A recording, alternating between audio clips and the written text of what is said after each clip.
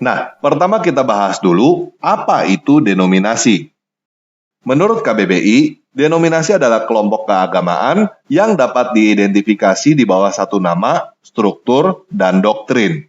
Namun definisi denominasi yang kita gunakan adalah subkelompok dari sebuah agama. Di dalam dunia Islam, bisa dikatakan seperti Sunni, Syiah, Sufi, dan lainnya, atau seperti Hanafi, Maliki, Syafi'i, Hanbali, Wahabi, dan lain sebagainya. Denominasi seperti ini juga ada di dalam agama-agama lain. Di dalam agama Yahudi zaman dulu, kita tahu dari Alkitab ada Farisi dan Saduki. Di dalam agama Hindu ada Wisnuisme, Siwaisme, dan lain sebagainya. Di dalam agama Buddha ada Mahayana, Theravada, dan lain sebagainya. Jadi, denominasi di dalam Kristen tidak aneh dan tidak unik. Selain itu, denominasi di dalam Kristen juga sudah ada sejak awal gereja mula-mula. Bukti bahwa denominasi sudah ada sejak semula adalah 1 Korintus 1 ayat 12. Yang aku maksudkan ialah bahwa kamu masing-masing berkata, aku dari golongan Paulus, atau aku dari golongan Apolos, atau aku dari golongan Kefas, atau aku dari golongan Kristus. Pada saat itu, belum ada yang disebut gereja Katolik atau gereja Ortodoks. Karena kalau sudah ada, pasti sudah disebut di dalam 1 Korintus 1 ayat 12. Jadi, Kristen sudah mempunyai banyak denominasi sejak awal. Itu sebabnya diadakan konsili ekumenis untuk menentukan definisi Kristen yang umum dan lurus.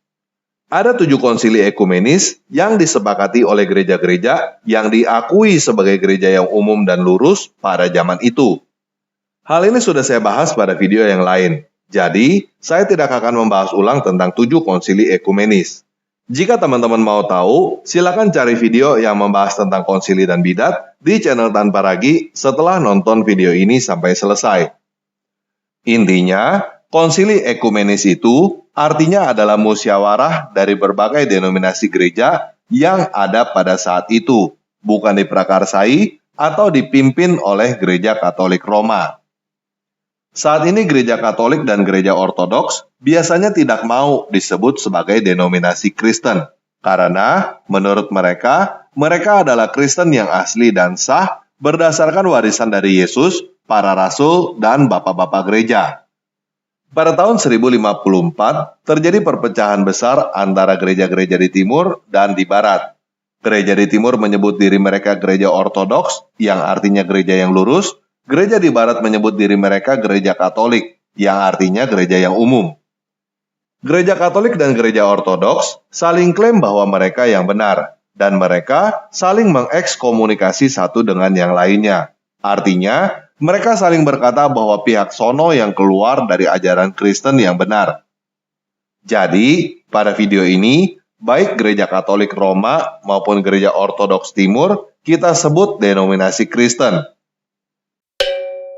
Nah, sekarang kita akan menggolongkan yang mana yang disebut Kristen, yang mana yang disebut bidat Kristen, dan yang mana yang disebut bukan Kristen. Ada beberapa orang Kristen yang berpikir bahwa orang Kristen di luar gerejanya atau di luar alirannya adalah bidat. Tetapi, pada video ini, kita tidak akan menggunakan definisi subjektif seperti itu. Kita harus menggunakan ukuran yang bisa digunakan secara objektif. Secara sederhana, definisi Kristen artinya adalah pengikut Yesus Kristus. Mereka yang mengaku Yesus sebagai Kristus, Mesias, atau Al-Masih, dan klaim bahwa dirinya adalah pengikut Yesus, bisa dianggap Kristen. Namun, pertanyaannya adalah, apakah mereka Kristen yang umum dan lurus, atau mereka Kristen yang menyimpang? Kristen yang umum dan lurus, kita sebut Kristen arus utama. Kristen yang menyimpang, kita sebut bidat Kristen. Ukuran yang kita pakai untuk menyatakan bahwa sebuah aliran adalah Kristen arus utama atau bidat adalah konsili ekumenis yang sudah disepakati oleh berbagai denominasi pada zaman dahulu. Aliran Kristen yang sepakat dengan konsili ekumenis disebut Kristen arus utama, sedangkan yang mengaku pengikut Yesus tetapi tidak sepakat dengan konsili ekumenis disebut bidat Kristen. Jadi, jika kamu mau tahu apakah sebuah gereja adalah gereja arus utama atau bidat, kamu bisa tanya kepada pemimpin gereja itu tentang konsili ekumenis atau setidaknya tentang pengakuan iman rasuli. Jika pemimpin jemaat itu menolak pengakuan iman rasuli, maka yang kamu temui adalah bidat Kristen.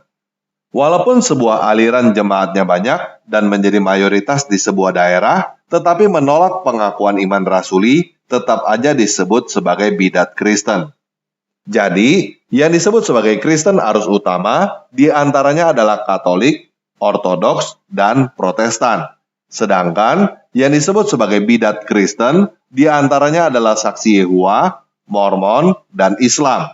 Yang disebut bukan Kristen diantaranya adalah Yahudi, Hindu, dan Buddha. Jelas ya? Nah, sekarang kita bahas tentang denominasi di dalam Kristen Protestan. Kristen Protestan bisa dikatakan dimulai sejak seorang biarawan Katolik dari Jerman yang bernama Martin Luther menulis 95 tesis yang isinya adalah protes terhadap ajaran Katolik pada tahun 1517. Salah satu yang menjadi tema utama di dalam protes itu adalah penjualan surat indulgensi. Pada awalnya dia tidak punya niat untuk mendirikan aliran atau denominasi Kristen. Apa yang dia lakukan sebenarnya adalah untuk mereformasi gereja dari dalam. Tetapi pada tahun 1521 dia diekskomunikasi atau dikeluarkan oleh gereja Katolik. Sebagai reaksi, Martin Luther membakar surat ekskomunikasi tersebut. Setelah itu, orang-orang yang mengikuti Martin Luther disebut Protestan. Sekarang ini, sebutan Protestan tidak hanya untuk pengikut Martin Luther, tetapi yang dianggap sebagai Protestan secara umum adalah aliran Kristen arus utama di luar Katolik dan Ortodoks. Sedangkan, sekarang ini pengikut Martin Luther disebut aliran Lutheran. Menurut Martin Luther, Kristen yang benar berpedoman pada 5 sola. Sola artinya hanya atau saja. Kelima sola itu adalah sola scriptura, sola fide, sola gratia, sola Christo, dan soli Deo gloria. Sola scriptura artinya hanya Alkitab. Martin Luther menolak ajaran atau keputusan gereja yang tidak berdasarkan Alkitab. Sola fide artinya hanya iman. Kita dibenarkan hanya karena iman. Di sini Martin Luther bukan berkata bahwa perbuatan baik tidak penting, tetapi perbuatan baik adalah wujud dari iman. Sola gratia artinya hanya kemurahan hati. Kita diselamatkan hanya karena kemurahan hati Tuhan, bukan karena sesuatu yang kita lakukan, sehingga Tuhan punya kewajiban untuk menyelamatkan kita.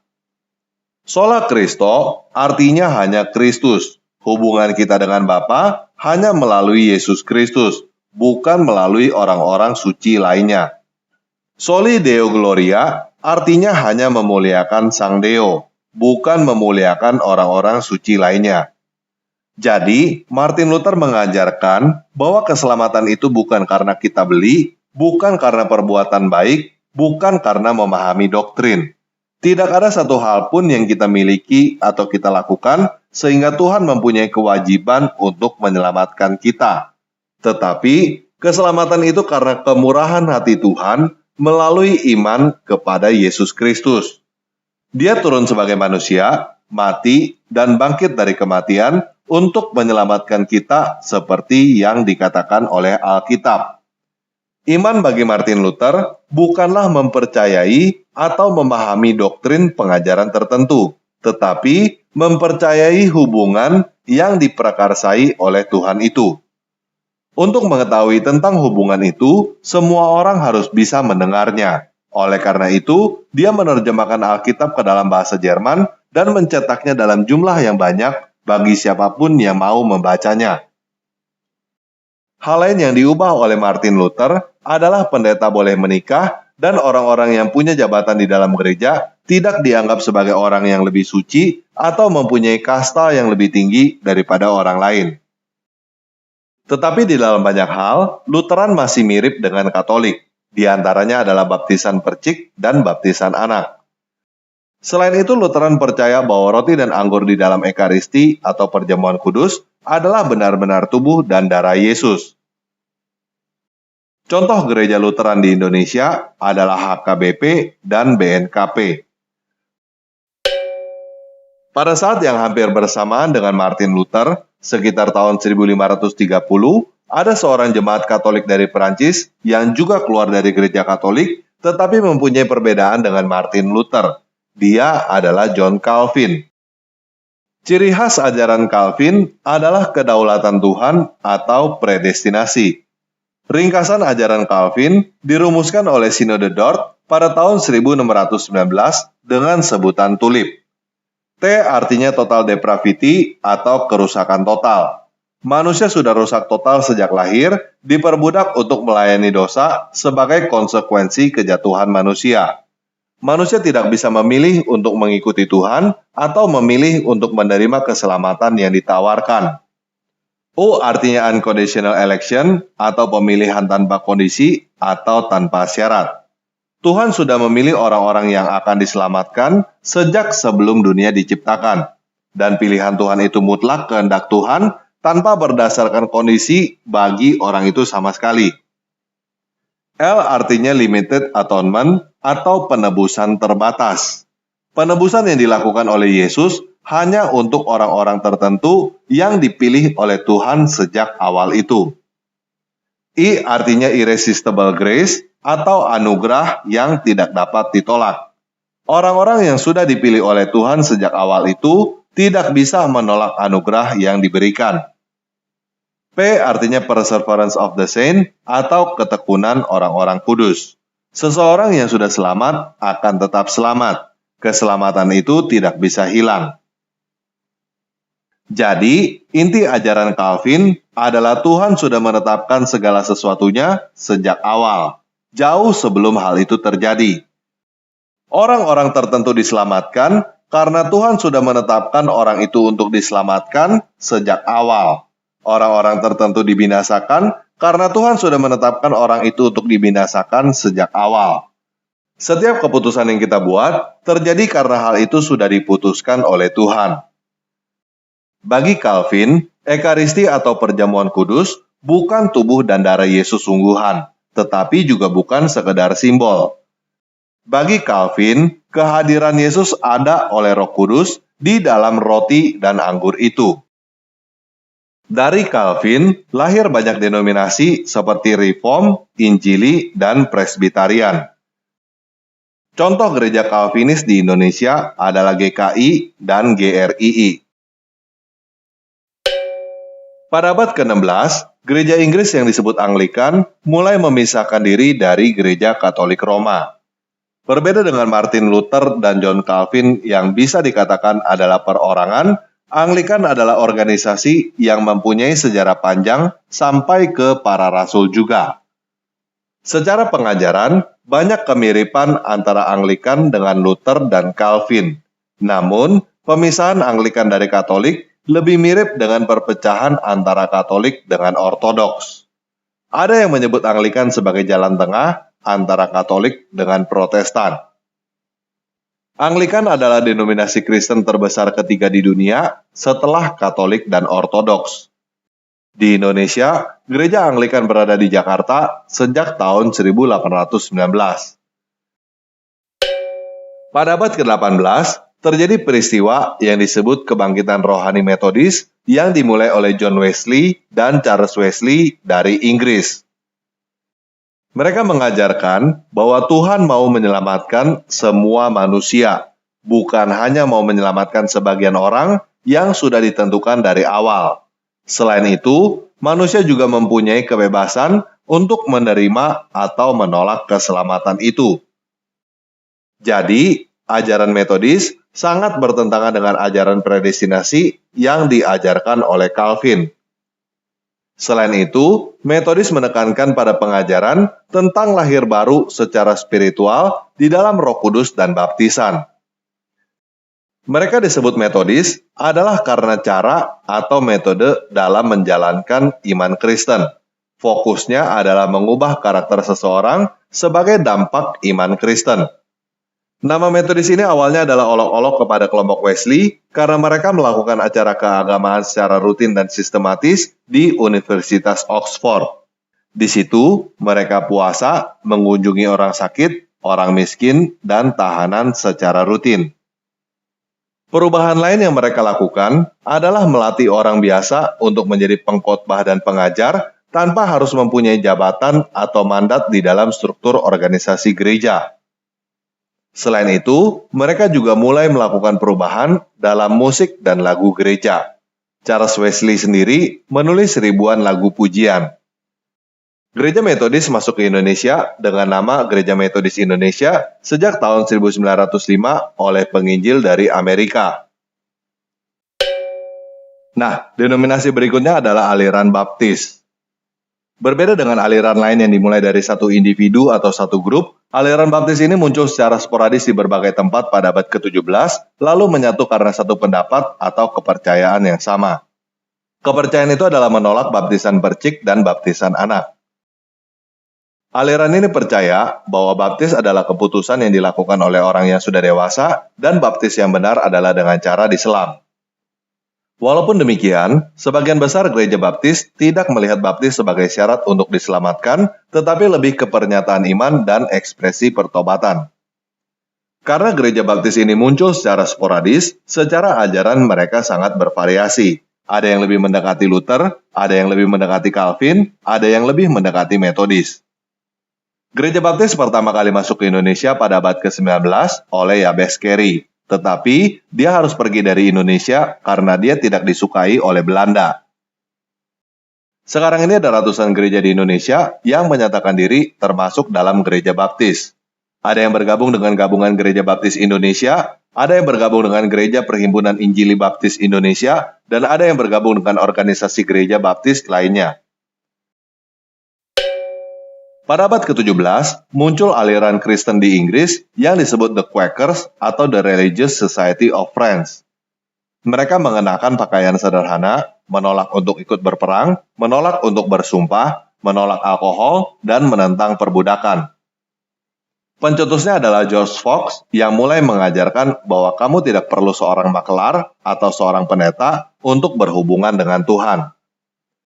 Kelompok ini sangat tradisional dan sangat liberal. Ekaristi atau komuni mereka adalah makan bersama yang dihidangkan oleh lelaki dan perempuan, dan mereka percaya bahwa Yesus bisa hadir di situ bersama mereka.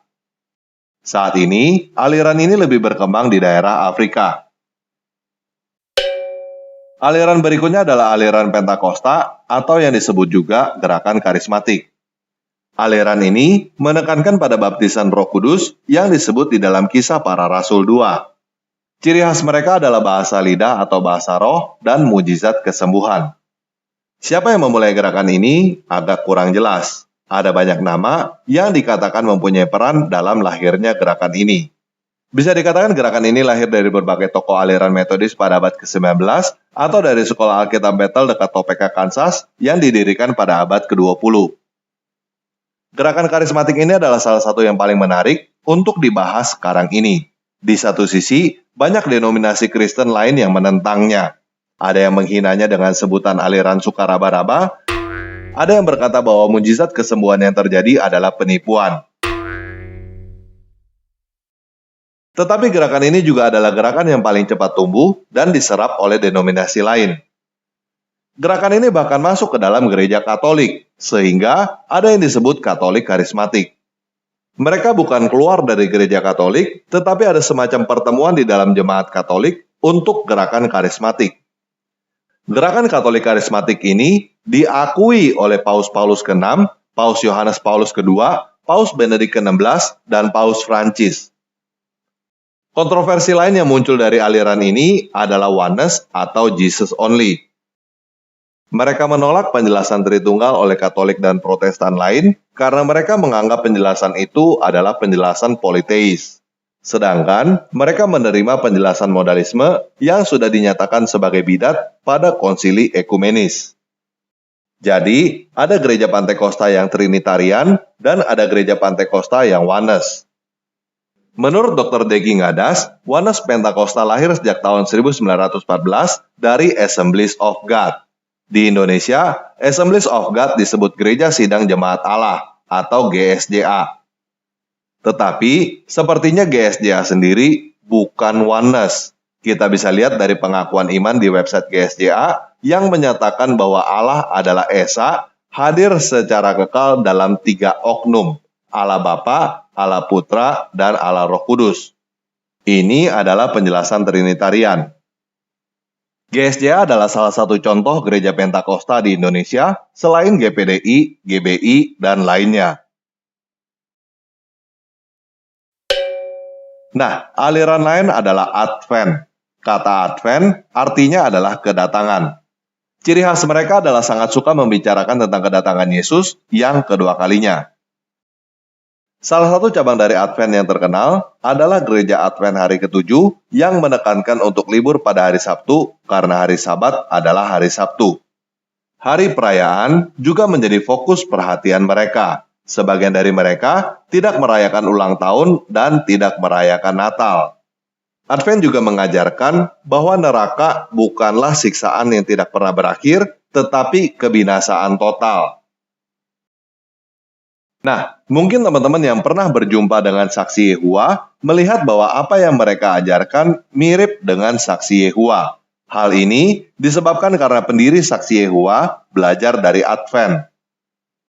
Secara teologi, Advent masih menganut doktrin Tritunggal, sehingga tidak bisa dikatakan sebagai bidat. Sedangkan, saksi Yehua sudah tidak menganut doktrin Tritunggal, sehingga bisa dikatakan sebagai bidat.